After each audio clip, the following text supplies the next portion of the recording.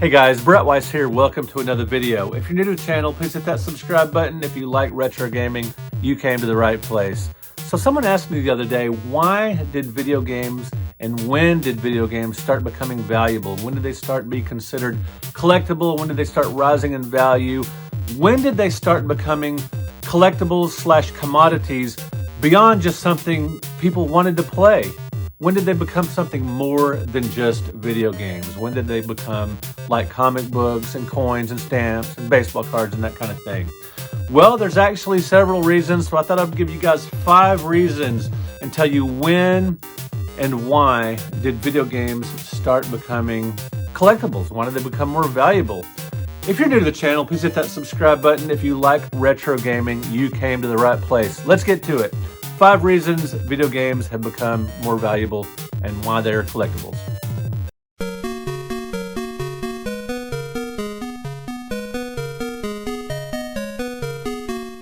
All right, guys, during the early 1990s, a really interesting phenomenon took place, and it mirrors the comic book industry very, very closely. In the very early 90s, people started publishing video game fanzines, fan-made magazines.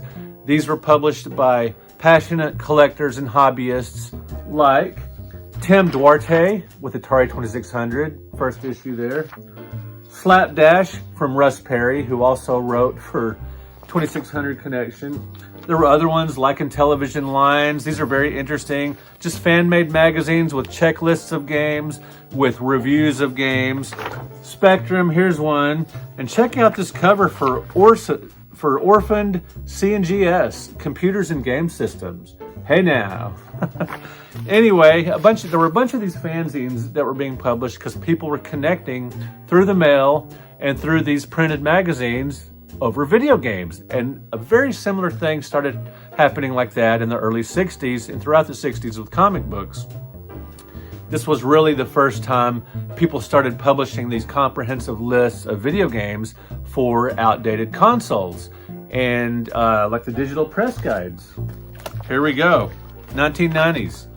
These actually had prices in them, and the combination of these fan-made magazines along with lists of games, along with pricing for these games, inevitably that's going to start driving the prices up because you've got a passionate fan base and you've got people reading about these games, getting excited about these games, people trying to go back and collect Atari 2600 games they didn't know existed, because when these price lists and checklists started being published in the 1990s, a lot of people had never heard of these games, and these passionate fans, these hobbyists were putting together these lists based on their own collections, based on friends' collections, before the internet was pervasive, before you could go online and find, comprehensive lists of video game for certain libraries. You would have to go to the digital press guides. You would have to go to these fanzines to look for information on these old games that nobody cared about.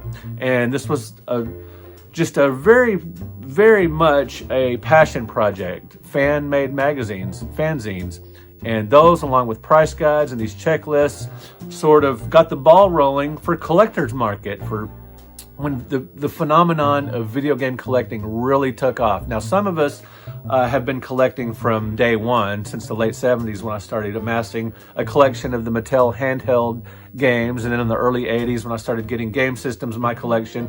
A lot of us have started collecting then and have kept the things, going to garage sales and video game stores and on and on and on.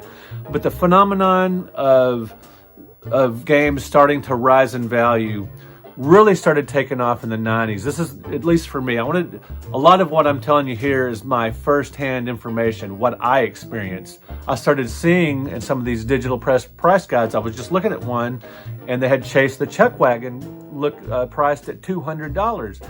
And that's the first time I started noticing. In the 90s, you started hearing about certain Atari 2600 games that were rare, games that people wanted to add to their collection that they didn't own because they'd probably never seen or heard of it before. And when these fanzines and checklists and things started coming out, people were like, oh, I need that game for my collection. but it's rare, it's hard to find, like Chase the Chuckwagon, only available through mail order. Crazy Climber, only available through mail order.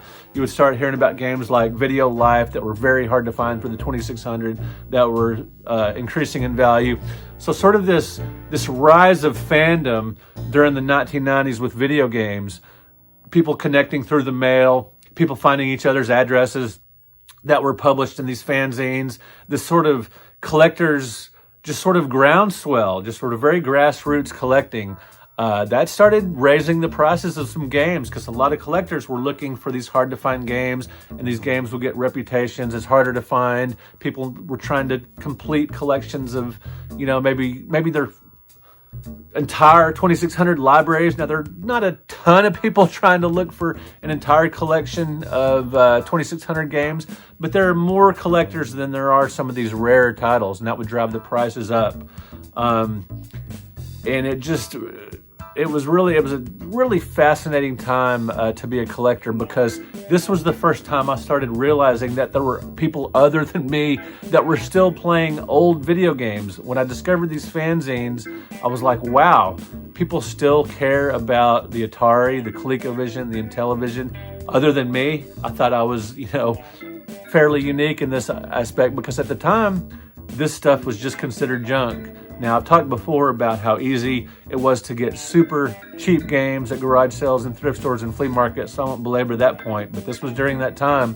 But there were certain titles that were starting to stand out as being valuable, and so collectors started going out, game chasing, game hunting at flea markets, thrift stores, pawn shops, and looking for rare and valuable games. So the 90s swell of fandom was a huge factor in games starting to become valuable.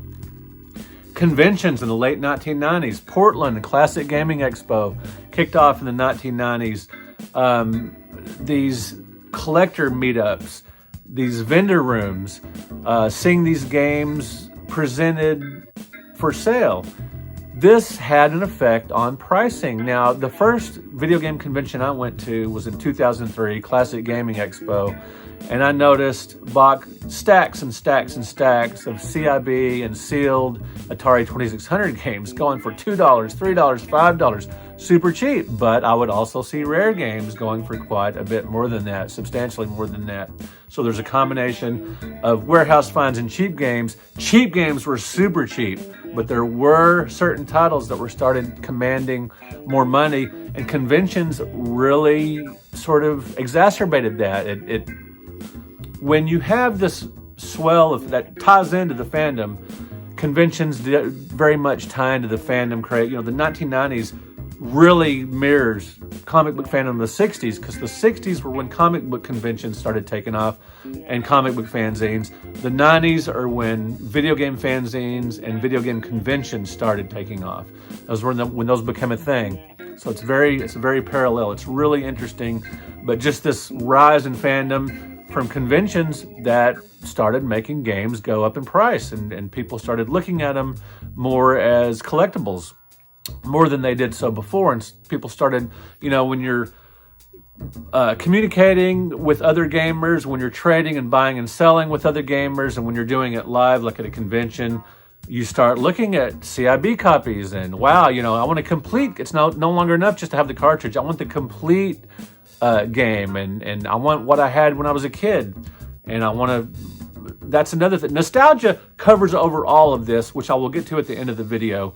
So the rise of fandom in the 90s, which included fanzines, conventions, price guides, checklists, and all that kind of stuff. So 1 and 2, sort of going in chronological order here. eBay. And where will I find it? When you can't seem to find a baseball that's been signed, that's on eBay. 96, 97, when eBay became a thing and the internet in general, this was a huge explosion in video game collecting and video game prices going up.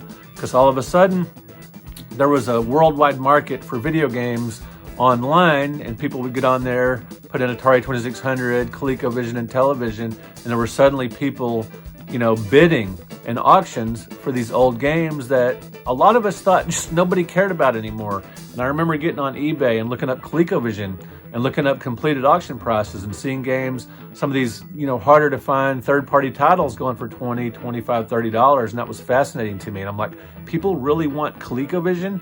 And yeah, there was a nice little community of ColecoVision collectors, and eBay and the internet in general, the internet with message boards, with the digital press, and then Atari Age, when the internet really started snowballing and taking off and people started connecting online, buying and selling through, message boards and things like that, that just sort of started, video games became more collectible because more and more people were looking to buy games for their collection.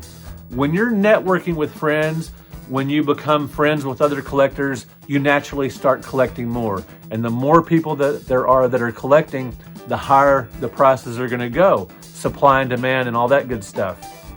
So eBay and the internet were huge for a variety of reasons.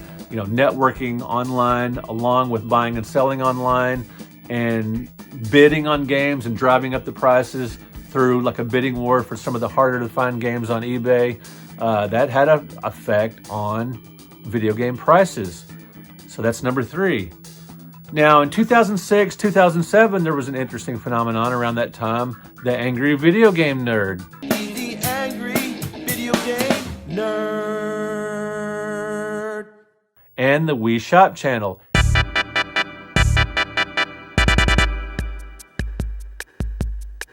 Angry video game nerd started, James Rolfe started sort of drawing attention to older games, mostly bad games, and people would want to buy these games just to see how bad they were, or to get him to sign them, when they would meet him at, gaming conventions and whatnot. That started happening a little later once he started doing conventions. First time I saw him at a convention was, I believe, 2009 at Screw Attack, and people were standing in line getting their cartridges signed that he talked about. So basically, AVGN started a big craze of copycats of gaming YouTubers, with either people being sort of silly and angry like him about terrible games, and then there became more serious YouTubers doing reviews and talking about games and the collectability, or just, the nostalgia or how much they enjoy the game. The advent, the rise of YouTube was huge in influencing game prices, and it still happens today with hidden gems videos and everything, and putting the spotlight on certain games naturally increases the demand. And the Wii Shop channel started around this time, around 2006, 2007, when people are playing these older games on their Wii, going back to the NES, and that sort of spurred demand for older games. People were playing older games again and thinking, hey, maybe I want to get a real NES and some real games, so the physical media, get the, the real deal. And I believe that had an overall effect in making retro game collecting more mainstream, more widespread. And when that happens, it can only drive prices up. The more mainstream your hobby gets, the more widely accepted your hobby gets, the more people that get into your hobby, it's going to drive the prices up of harder to find, more desirable items. That's just a fact of life. No matter how much we would love to go back to the 90s, when you could go to garage sales and just buy sacks full and boxes full of games for $1 a piece or less. Sometimes, that whole bag, $20, $5, whatever. It was so amazing. You could get games for so cheap. But guys, we're past that point. It will never go back to that. Although you can get some stuff for the Xbox and PS2 and whatnot for very cheap. Another story for another time. But what I'm saying is, it's going to be, you can't really replicate going back and buying super cheap NES games and the like, because those times were great, they were fun, but they've passed. But if you want to buy cheap video games, buy the last few generations, you can get some really cheap stuff, and who knows, 10 years down the road, 20 years, who knows, maybe that stuff will be valuable. Anyway, so that definitely had an effect. I mean, just the Wii Shop channel and YouTube brought, really started snowballing just the whole retro gaming craze. That's when it became even more mainstream than before, because in the 90s, retro gaming was pretty much underground. It was very much an underground hobby, collecting and playing Atari 2600 games just seemed strange to a lot of people in the 90s. Like, why in the world would you play those archaic games like Phoenix when you could play these great new games for the Super Nintendo and Sega Genesis and all these fancy games coming out with these incredible graphics, and then the PlayStation and Nintendo 64 and so much of the older stuff, virtually all of it, according to just mainstream society, was considered garbage. Now, collectors knew that there were valuable games, that there were more desirable games, and they were paying, certain prices. But just in general, just out and about in the wild, you could buy super cheap stuff from people that just didn't know any better. And that was much easier back then.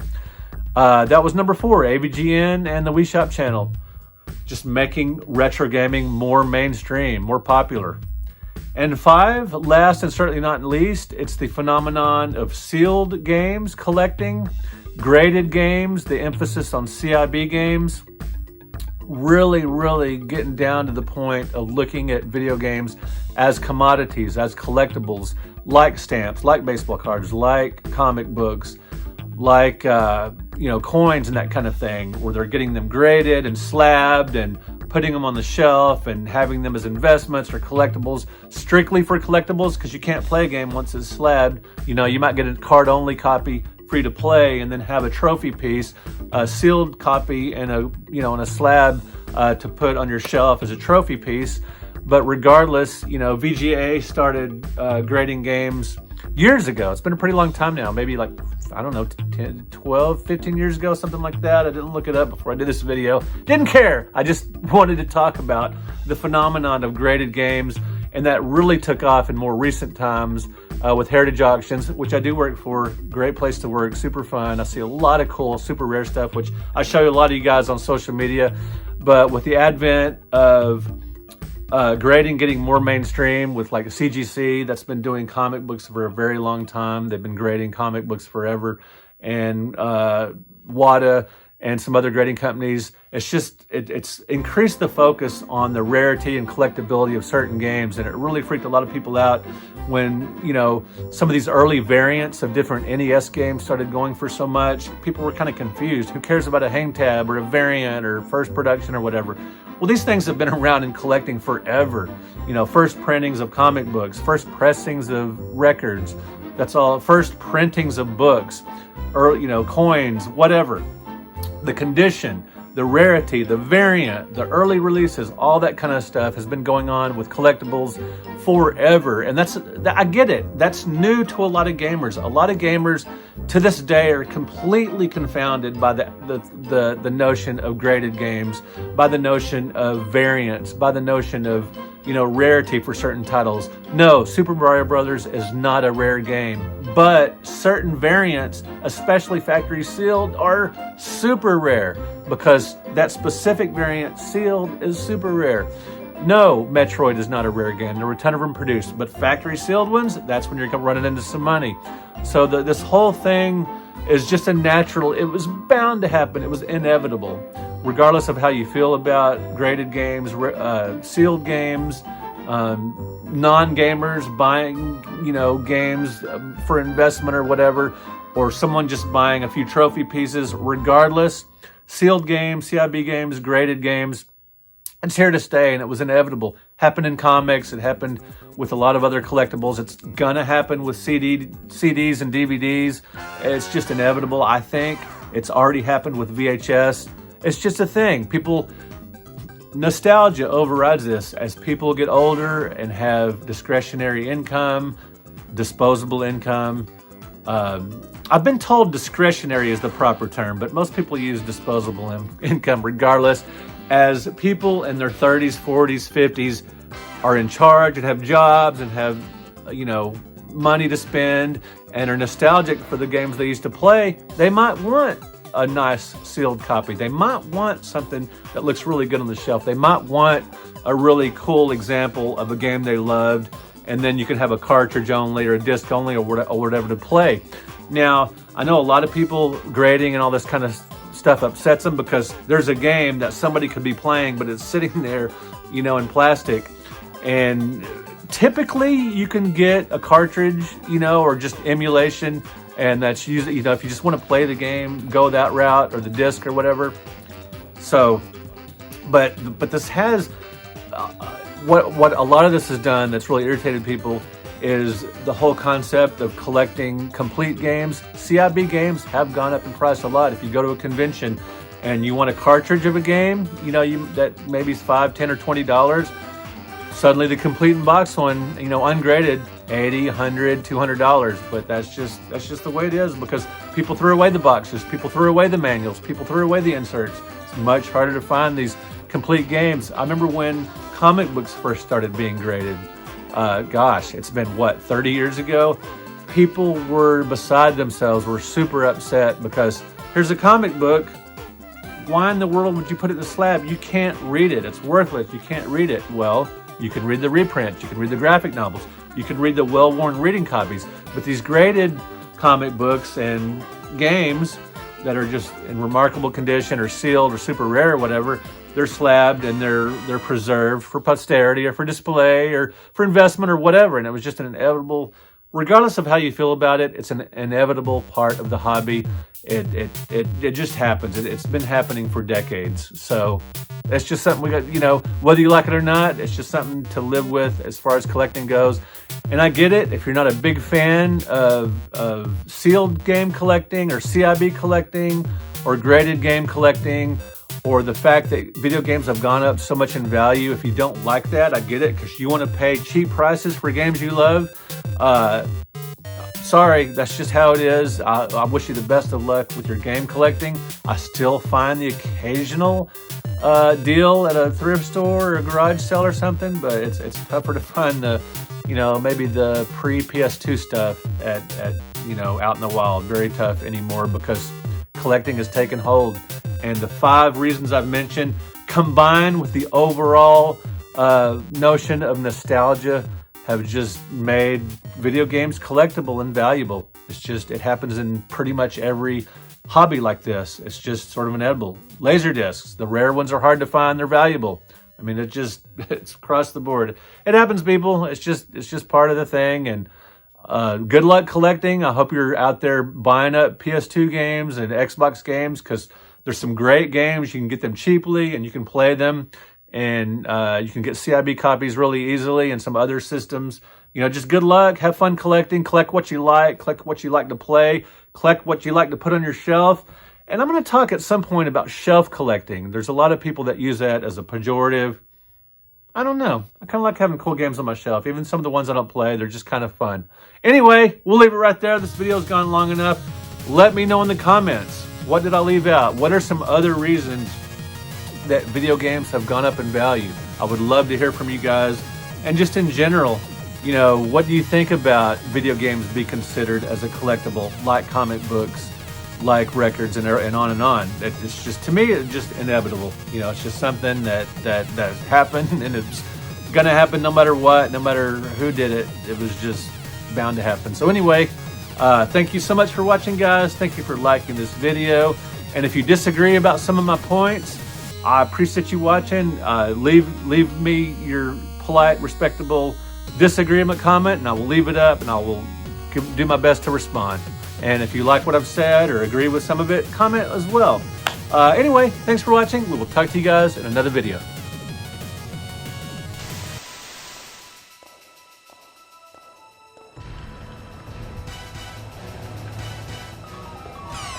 It's me, Mario! Here we go!